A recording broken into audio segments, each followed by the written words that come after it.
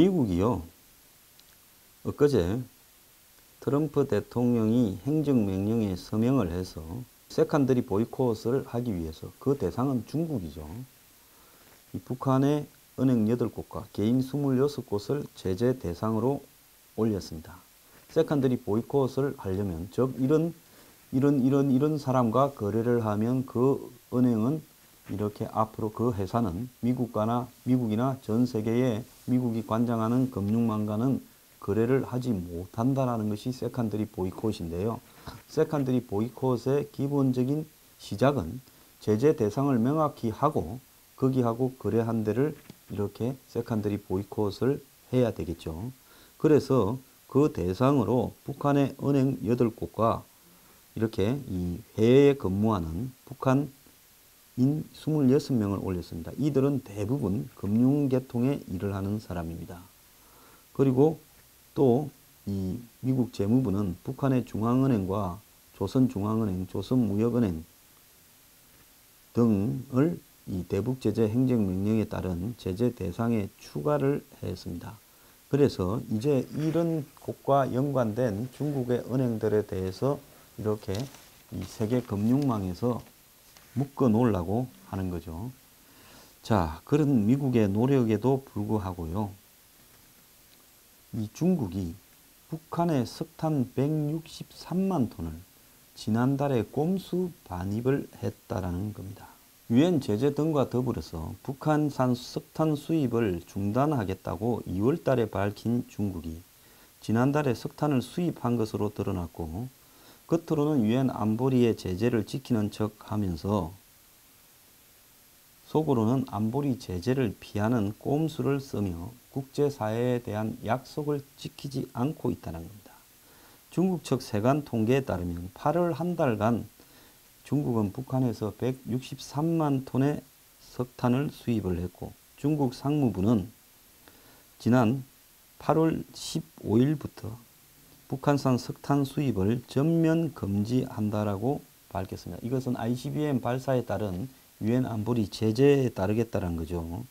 근데 15일 이전에 북한 항구에 도착한 물품은 반입을 허용하겠다 했는데 8월 수입량이, 그러니까 163만 톤이 15일 이전에 도착한 것이라면 안보리 결의 위반은 아닙니다. 자, 그래서 이 1월 8월 달간의 석탄의 수입량이 430만 톤인데, 자, 작년에 이 유엔 안보리는 이 1년에 750만 톤만 넘지 않으면 허용을 해주겠다 했는데, 그러니까 1월달, 8월달까지가 430만 톤이니까 맞죠. 그런데 지난달 8월 15일 날 전면 금수가 되었습니다. 그런데 중국 상무부는 안보리 결의에 따라서 올해분의 석탄 수입을 중단한다 해놓고도 중단 기간을 2월 19일부터 12월 31일이라고 분명히 밝혔다고 합니다. 올 2월 달에 그렇게 밝혔대요. 그래 놓고도 8월 달에 석탄을 수입한 것은 15일부터 시행된 자국의 석탄 수입, 북한산 석탄 수입 전면 금수 조치 이전에 안보리 결의 위반 요소를 없애려고 꼼수를 부린 거다라고 지금 이렇게 해석되고 있습니다. 쉽게 이야기를 하자면 유엔 안보리에서 작년에 제재를 하면서 11월 달에 750만 톤 이상은 수입이 안 된다라고 이야기를 하니까 중국이 올해 2월에 자신들은 석탄 수입을 잠정 중단하겠다라고 스스로 밝혔습니다. 그래 놓고도 이 북한산 수입 전면 금지가 된 8월 15일 이전까지 430만 톤을 올해 수입을 했고요. 특히 8월 달에도 163만 톤을 수입을 한 겁니다. 그러니까 이 중국은요, 저거가 안 한다라고 밝혀놓고도 굳이 작년에 전면 금지가 아니었습니다. 750만 톤까지는 허용한다 했으면 그러면 750만 톤 안에서 하고 있다라고 해야 될 건데, 그런 부분에 대해서 이제 미국의 압박이나 트럼프가 취임을 해서 강하게 압박하던 시점이 2월달 아닙니까? 우리는 아예 안 하겠다 스스로 선언을 해놓고 8월 15일 전면 금지 조치 발표되기 전에 8월 달에도 163만 톤. 1월 달에서 8월 달까지는 430만 톤을 수입을 했다는 겁니다. 그래서 그래 놓고도 저거가 했던 이야기는 싹 지운 채 안보리 결의를 이행하고 있다라고 이야기를 하고 있습니다. 특히 8월 달에 중국이 북한으로부터 수입한 석탄 대부분은 6개월가량 중국의 항구에 쌓여 있다가 통관 허가를 받았다고 이야기를 하는 겁니다. 그러니까 이 5,000톤 가량의 화물이 6개월간 항구에 묶여 있다가 지난달에야 이 세관의 신호를 받아 반입이 허용됐다라고 이야기를 하는 겁니다.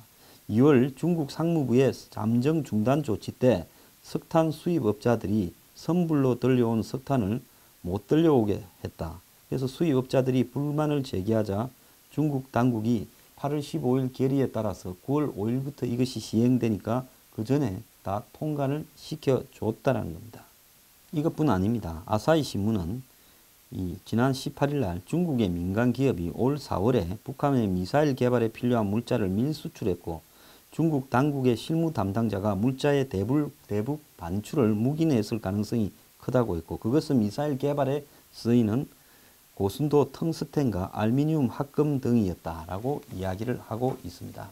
자, 쉽게 이야기를 하면 작년에 이 수입 상한선을 정해갖고 안보리에서 결의를 하자 중국이요. 이제 눈치를 봅니다. 주변 국가의 여러 가지 비판도 있고 하니까. 그래서 아예 우리가 좀 당분간 중단하겠다라고 해놓고는 그때까지 들어온 중국의 물품들을 이 세관에 보관을 시켜놓고 있다가 이제 전면 중단이 이렇게 발표되니까 그때까지 보관 이렇게 보류해놓고 있던 석탄들을 그냥 일시에 이렇게 들려다 줬다는 겁니다. 그래서 우리가 750만 톤까지는 할 수 있기 때문에 430만 톤을 들려왔다. 8월 달에도 163만 톤 들려왔다. 그것이 뭔 문제이냐 이런 식으로 이야기를 하는 겁니다. 자, 법적으로 문제가 있냐 없냐라고 따지자면 중국이 없을 수는 있습니다. 그렇지만은 자기들 스스로 국제사회에 대해서 했던 발언에 대해서는 한치의 부끄럼도 없이 어기는 나라가 중국입니다. 중국은 그동안에 다양한 방식으로 북한에 대해서 외화를 지원해 왔습니다. 물물 교환과 밀거래, 인력 송출, 외교 행랑 동원 대부분 중국을 경유하거나 중국인의 중개를 이렇게 통해서 하거나 중국 당국의 묵인이 없으면 불가능한 거고요. 특히 조교라고 부르는 중국의 교포들이 이런 일에 많이 동원이 되어 가지고 하고 있습니다. 지난해 북한에 금수물자를 수출한 것으로 드러난 단둥에 있는 홍상그룹에 대해서도 중국 당국의 조사가 시작된 지 1년이 지났어요. 그때 홍상그룹의 여자 한 명이 그 총수가 북한과 중요한 어떤 거래 관계에 있다라고 하고 그 사람의 호텔에 북한의 사이버 팀이 있다. 이렇게 이야기를 하지 않았습니까? 그래서 중국이 결국은 제재에 아무리 심한 이야기를 하고 거기에 대해서 강력한 조치를 취하는 척 해도 그 구멍들을 다 뚫어주고 있다는 겁니다. 이런 관점에서 봤을 때 얼마 전에 중국의 왕이 외교부장이 이야기한 이 중국 당국이 이 북중 국경의 단속을 강화했다 하는 보도가 이것이 믿을 만한 것인가 하는 거죠. 자, 6차 핵실험 이후 중국 당국이 북중국 접경 지역에 밀무역 단속을 강화한 것으로 드러났다. 그러면서 중국이 지난 7월 4일과 7월 28일 북한의 ICBM 발사 이후 이 통상구를 통한 북중 일반 무역 통관을 이렇게 심사를 강화한 데 이어 6차 핵실험 이후 소규모 밀무역에 대해서도 집중 단속을 하고 있다. 그래서 이전에는 문제 삼지 않던 민생 차원의 생필품 반입을 금지시키고 있다. 이러면서 압록강과 두만강 접경 중국 도시를 연결하면서 밀무역에 활용되는 각 지방 도로 입구에는 모래 주머니로 바리케이트를 치고 돌덩이를 쌓아 출입을 차단했다. 그러면서 중국이 지난 안보리 대북 제재 결의 2371호 탄도미사일 발사에 따른 이 조치에 8월 15일부터 북한산 석탄, 철강석, 납수산물 수입을 전면 금지하고 요령성, 단둥, 동강, 동항을 포함한 접경 포구의 밀무역도 단속 강화한 바가 있다. 그러면서 이들 국경수비대가 검문을 철저하게 하고 있고 밀무역도 단속하고 있어서 통관이 어렵다. 이렇게 이야기를 대외적으로는 하고 있어요. 그런데 중국 정부에서 숨통을 나서서 다 터주면서 이런 이야기를 하는 것이 무슨 의미가 있느냐는 겁니다. 자, 그러면 지금 중국이 북한에 대해서 이러면서 한국에 대해서는 어떠는가 한번 봅시다. 중국이 입국자가 지난해에 비해서 지금 40%가 줄었다는 거예요.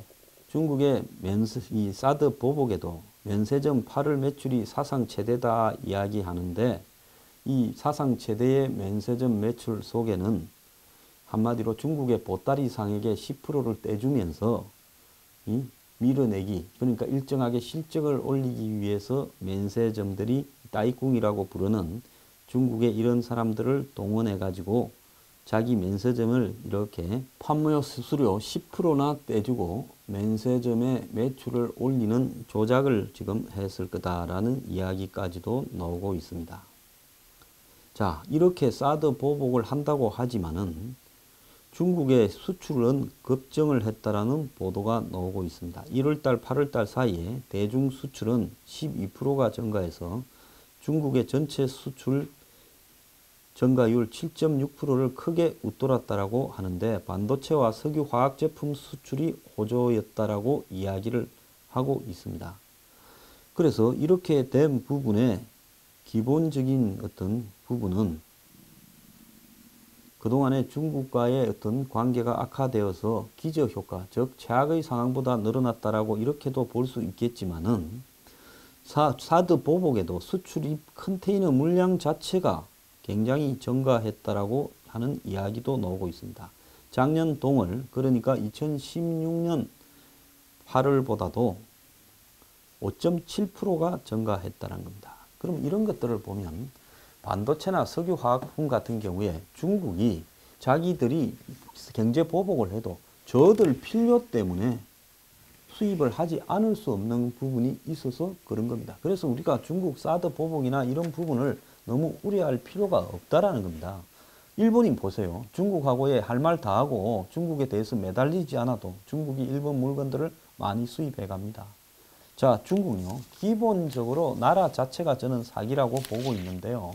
이들이 북한의 지금 핵 개발을 완성하는데 결정적인 공을 세워줬고, 북한을 미겨 살려주고 있고, 기름을 대줘서 북한 군대를 움직이게 하고, 식량 지원까지 하고, 김정은이 돈이 되는 모든 부분을 다 도와줘서 한마디로 중국의 하나의 성처럼 관리를 하면서 한국과 미국을 상대로, 일본을 상대로 북한의 김정은을 내세워서 물게 하고는 겉으로는 너 그러지 마.